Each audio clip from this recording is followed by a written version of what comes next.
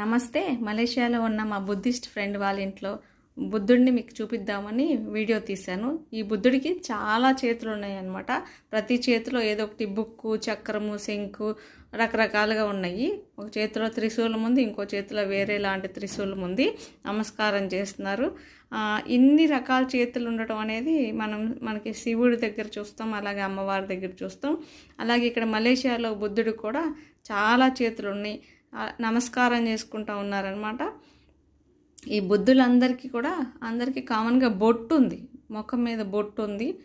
ప్రతి చేతిలో కూడా ఏదో ఒకటి ఉంది. మెయిన్ చేతులలో, చిన్న చేతులలోనేమో కామన్గా పక్కనకి ఇట్లాగా మన శివుడి చేతులు పెట్టినట్టు అమ్మవారి చేతుల్లాగా ఉంది. నాకైతే చాలా నచ్చినాయి పాలరాతి విగ్రహాలు. మీరు కూడా చూస్తారు అని చెప్పి నేను దీన్ని మీకు చూపిద్దామని పెట్టాను. నాకు నచ్చింది. మీకు నచ్చిందా? Thank you.